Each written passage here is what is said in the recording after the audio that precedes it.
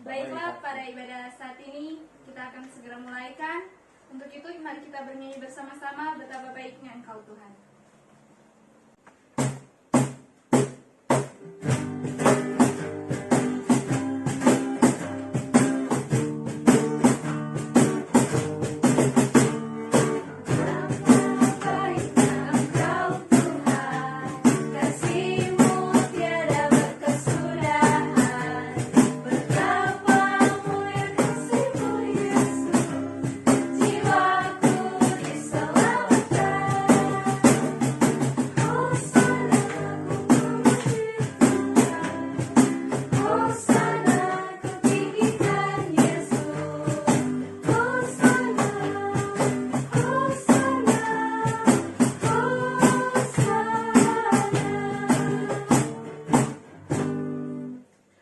Saat ini kita akan masuk dalam doa pembukaan yang akan dibawakan oleh Kak Linovia Tiwa. Teman-teman yang ada di rumah, mari kita satu dalam doa.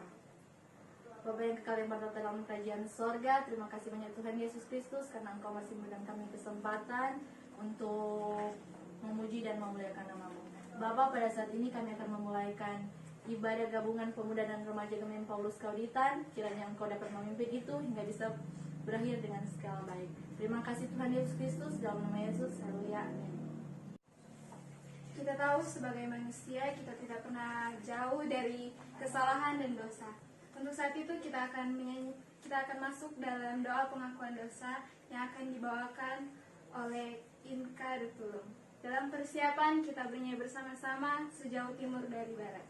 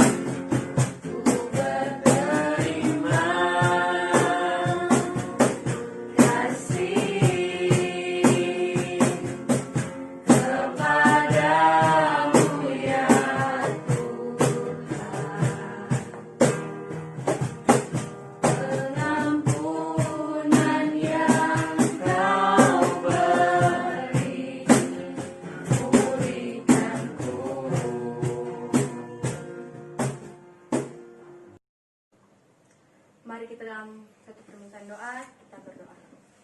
Selamat malam ya Bapa, selamat malam ya Yesus, selamat malam ya Roh Kudus. Kembali lagi kami anak-anakmu datang kembali lagi ke hadapan-Mu. Terima kasih banyak ya Bapa atas berkat perlindungan-Mu sehingga kami bisa sampai pada saat ini dengan tubuh yang sehat dan diberkati. Ya Bapa, pada saat ini kami akan mengaku segala pelanggaran dan dosa kami ya Bapa. Kiranya Engkau mengampuni itu baik sengaja atau tidak sengaja yang kami perbuat terhadap orang tua kami, teman-teman kami, terlebih kepadamu ya Bapa. Ya Bapa, kami tahu Engkau Maha Pengampun ya Yesus. Kiranya Engkau mengampuni segala dosa kami, kiranya Engkau memberikan kami pribadi yang lebih baik lagi ya Bapa. Ya Yesus, hanya ini doa dan permohonan kepadamu Yesus, kami berdoa dan mengucap syukur. Haleluya, amin. Baiklah, pada saat ini kita akan membaca dan mendengarkan firman Tuhan yang akan dipimpin oleh Kak Resa Kalangi. Dalam persiapan kita bernyanyi bersama-sama, Kusiapkan Hatiku Tuhan.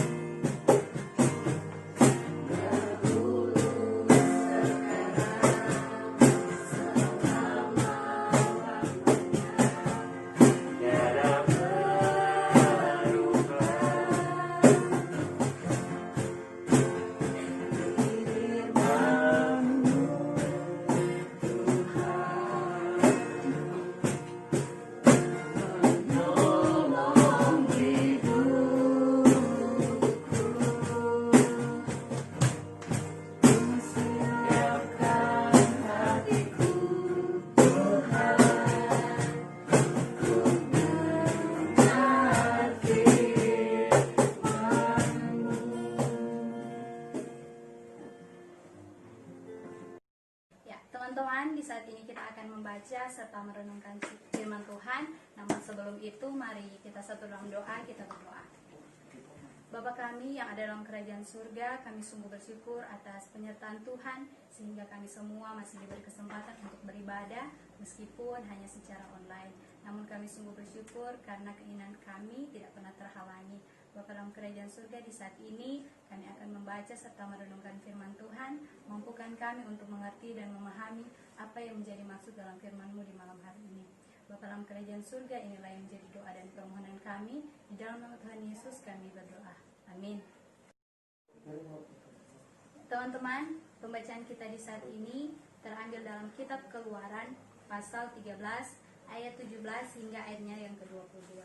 Kitab Keluaran pasal 13 ayat 17 hingga ayatnya yang ke-22. Di bawah perikop, Allah menuntut umatnya. Setelah Firaun membiarkan bangsa itu pergi, Allah tidak menuntun mereka melalui jalan ke negeri orang Filistin, walaupun jalan ini yang paling dekat. Sebab firman Allah, jangan-jangan bangsa itu menyesal apabila mereka menghadapi peperangan sehingga mereka kembali ke Mesir. Tetapi Allah menuntun bangsa itu berputar melalui jalan di padang gurun menuju laut Teberau. Dengan siap sedia berperang, berjalanlah orang Israel dari tanah Mesir.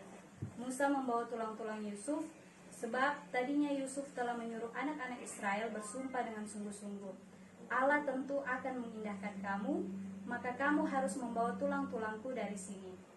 Demikianlah mereka berangkat dari Sukot dan berkemah di Etam di tepi padang gurun.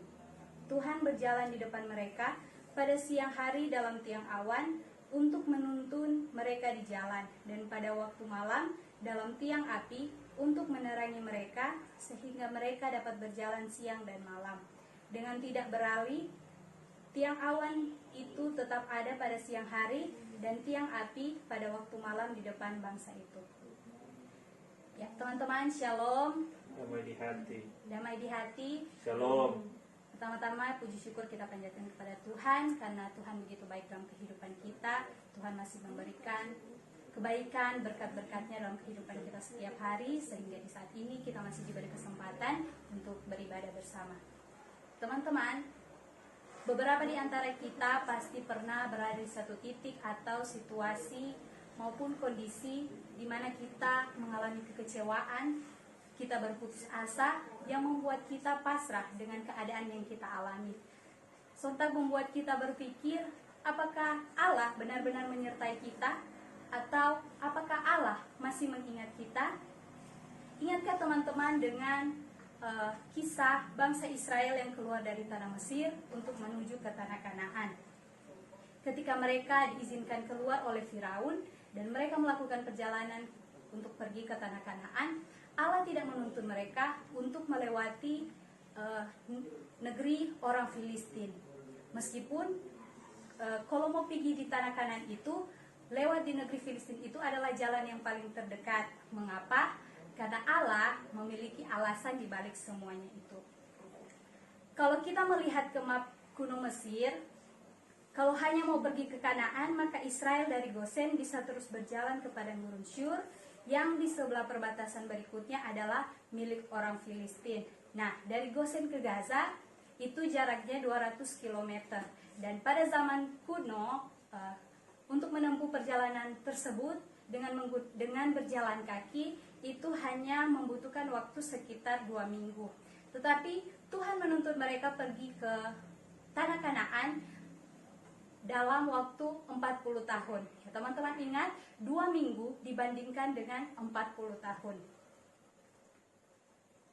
Allah tidak menuntun mereka melalui jalan ke negeri orang Filistin karena Allah sangat tahu bahwa bangsa Israel begitu lemah secara fisik maupun mental.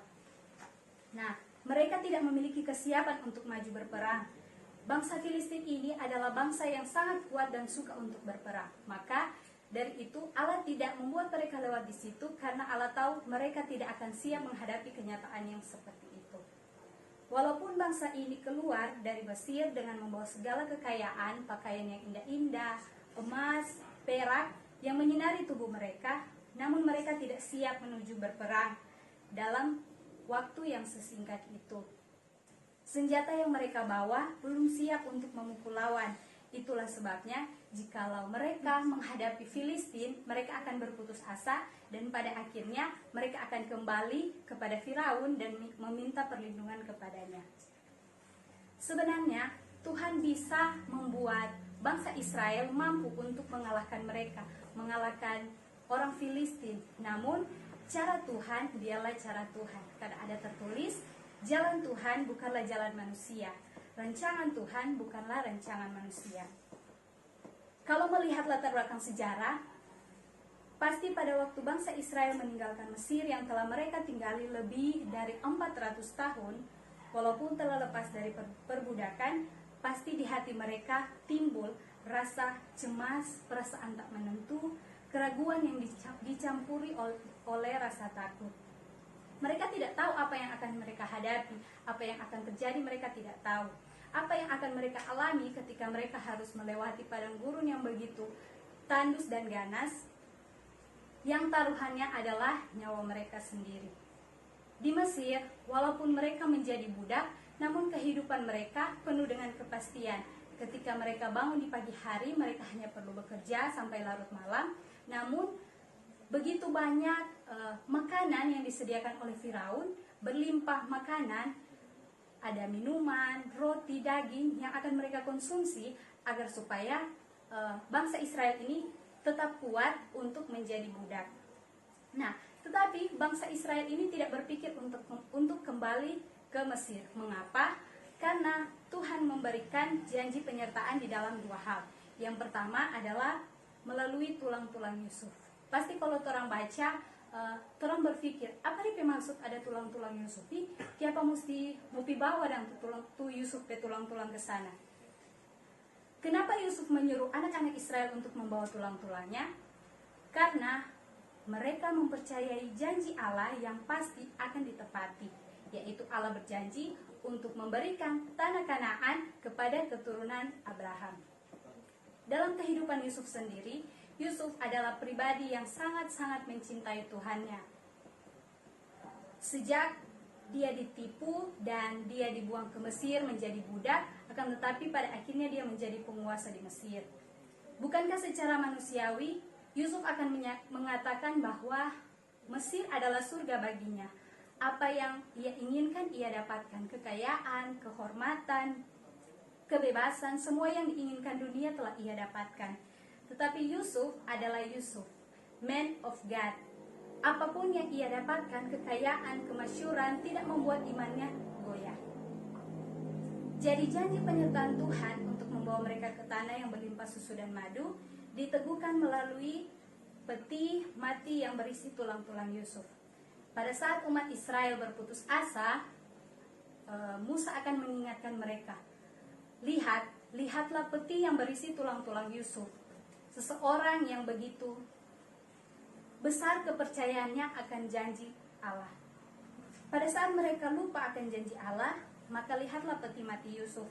Yang pasti Tuhan akan menepati janjinya seperti apa yang telah ia lakukan kepada Yusuf.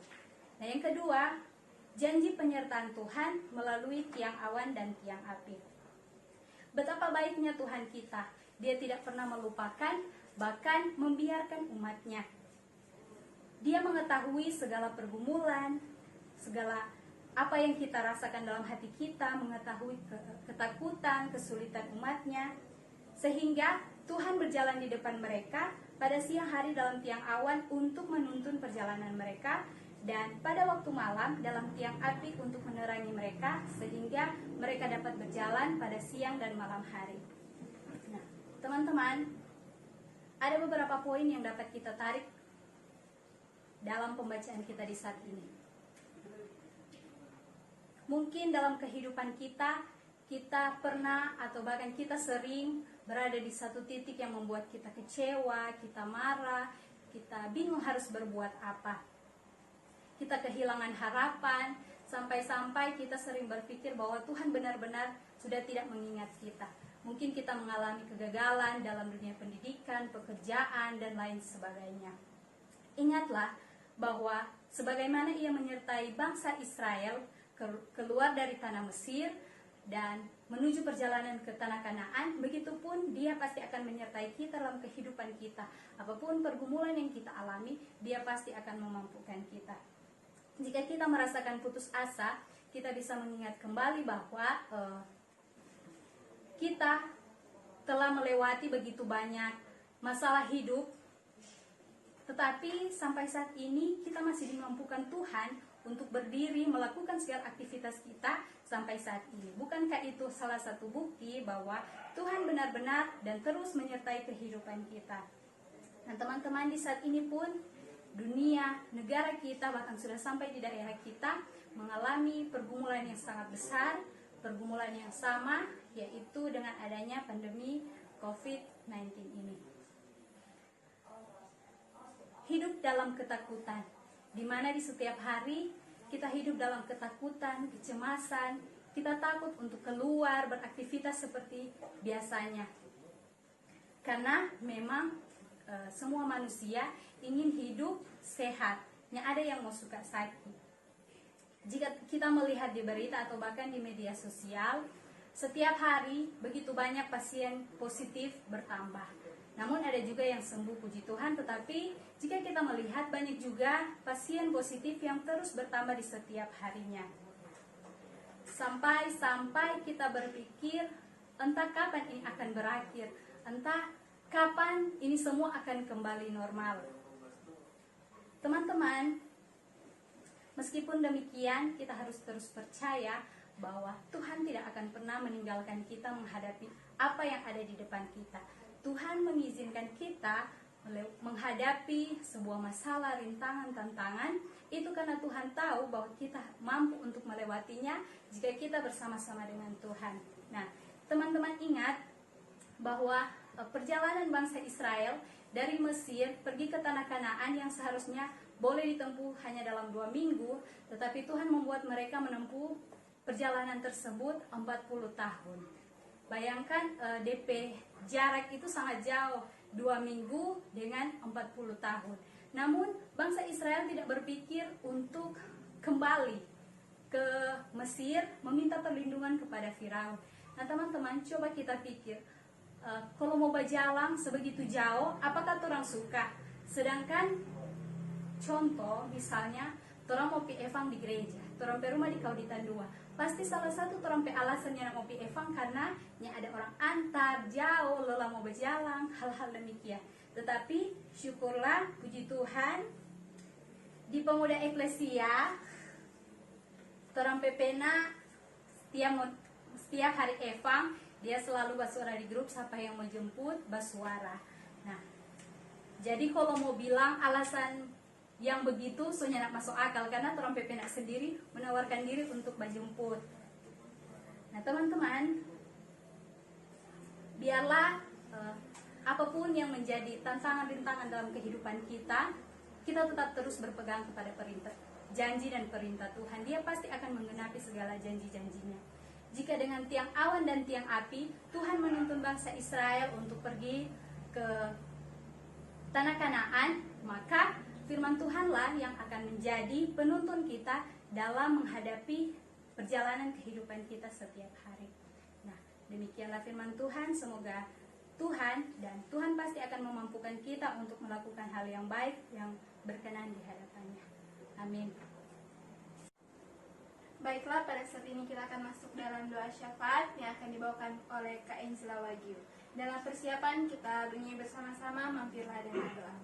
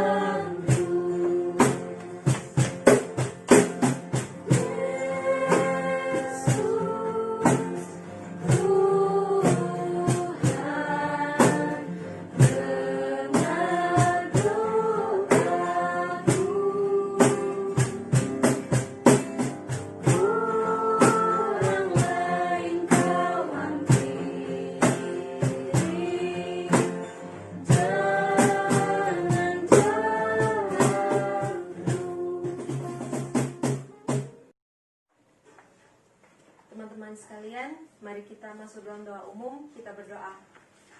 Bapa yang ada dalam kerajaan surga, terima kasih untuk firman yang sudah kami dengar. Tuhan, kami sadar bahwa dalam kehidupan kami sehari-hari, seringkali kami berjalan dalam keraguan, ketakutan, dan sering mempertanyakan apakah Tuhan masih menyertai kami, apakah Tuhan bersama-sama dengan kehidupan kami. Tetapi di malam ini, lewat firman-Mu kami ditegur dan diingatkan bahwa sebagaimana Tuhan yang sudah menjaga dan menuntun bangsa Israel, Tuhan yang tidak pernah meninggalkan umat Israel, pun kami percaya bahwa Tuhan yang sama tidak meninggalkan kehidupan kami.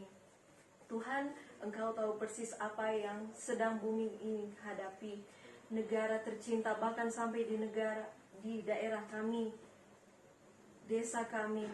Tuhan, biar kiranya firman yang sudah kami dengar itu dapat meneguhkan iman kami, pengharapan kami kepadamu, bahwa Engkau tidak akan pernah meninggalkan kami.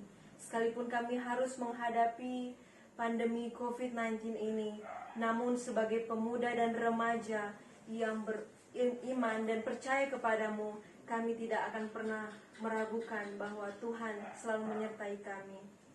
Tuhan, kami juga rindu sebagai pemuda dan remaja-Mu untuk mendoakan teman-teman kami yang dalam minggu berjalan ini mengucap syukur, baik ketambahan usia ataupun mengucap syukur dalam hal lainnya. Tuhan, biar kiranya Tuhan tambahkan sukacita dalam kehidupan mereka, Tuhan yang menambahkan berkat dalam kehidupan mereka. pun bagi teman-teman kami yang saat ini sedang mengalami pergumulan masalah hidup yang kami tidak mengerti dan tidak kami tahu. Namun Engkau adalah Tuhan yang Maha Tahu. Tuhan, mari Engkau mau melihat setiap pribadi kami. Masing-masing kami memiliki masalah. Namun biar kiranya kami diingatkan bahwa Engkau adalah Allah yang tidak pernah meninggalkan kami. Hanya lewat Engkau sajalah kami dapat melalui semua hal, bahkan termasuk dalam rintangan kehidupan kami. Dan kiranya kami mau selalu dikuatkan lewat firman-Mu. Tuhan, pada malam hari ini juga kami rindu untuk mendoakan pemuda, eklesia, dan remaja Sola Gratia. Kami yang datang dari latar belakang yang berbeda, baik yang kami masih duduk di bangku sekolah, di bangku kuliah, kami yang bekerja, kami yang sedang mencari pekerjaan. Apapun yang menjadi latar belakang kami, mari kiranya Tuhan mau memberkati kehidupan kami, agar senantiasa menjadi anak-anak-Mu yang hidup dalam jalan kebenaran. Dan biar kiranya hidup kami mau dipakai oleh-Mu sebagai alat-Mu menjadi garam dan terang bagi sesama. Tuhan, kami mau mendoakan bagi bangsa dan negara kami, mulai dari pemerintah pusat, Bapak Presiden, Wakil Presiden, sampai jajaran menteri yang ada, bahkan sampai ke kepala-kepala daerah. Tuhan, kami yakin dan percaya bahwa lewat pemerintah kami, Tuhan berkuasa. Tuhan memberikan hikmat, roh takut akan Tuhan, dan biar kiranya pemimpin-pemimpin ini dapat memimpin negeri kami dengan senantiasa mendengarkan firman-Mu. Dan biar kiranya Tuhan, apapun yang negara kami hadapi, bahkan dunia ini hadapi, itu semua atas seizin-Mu, dan kami dapat melewati setiap masalah yang ada, dan kami selalu mau mengandalkan Engkau, Raja di atas segala raja, pemerintahan di atas segala pemerintahan. Dan kami yakin dan percaya Tuhan, tepat pada waktunya, segala masalah yang kami hadapi hari ini pasti akan kami lewati. Dan biar kiranya Tuhan, kami mau selalu mengingat Engkau sebagai Allah Tuhan yang menyertai bangsa Israel, pun juga Allah yang menyertai kehidupan kami hingga saat ini.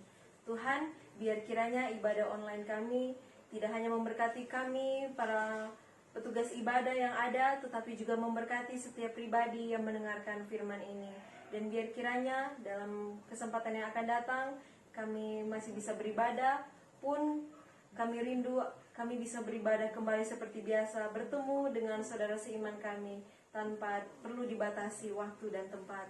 Tuhan, masih banyak yang mau kami sampaikan, namun Engkau sudah lebih dulu mengetahuinya. Untuk itu Tuhan, kami bawa segala kerinduan, harapan kami di dalam nama Tuhan Yesus Kristus yang sudah menjadi juru selamat kami yang hidup dan kekal. Haleluya. Amin. Demikianlah ibadah kita pada saat ini telah selesai. Diucapkan banyak terima kasih kepada teman-teman dan kakak-kakak yang sudah mengikuti ibadah di rumah masing-masing. Saat ini kita akan masuk dalam ruang organisasi. Teman-teman dari komisi akan membacakan siapa saja yang berhari ulang tahun di minggu yang berjalan ini. Yang pertama ada remaja Marlo Kelian, remaja Clifford Pangemanan, remaja Herman Tampi, remaja Christian Sunda, remaja Michelle Sahambangung, remaja Jacqueline Tiko Alu, remaja Ernest Eno, pemuda Joshua Lepong, dan pemuda Nobel Kulit. Pemuda dan remaja Sola Gratia mengucapkan selamat ulang tahun dan selamat menikmati berkat Tuhan di usia yang baru. Tuhan Yesus memberkati. Dan akhir kata, sampai jumpa di ibadah online selanjutnya. Tuhan Yesus memberkati. Shalom.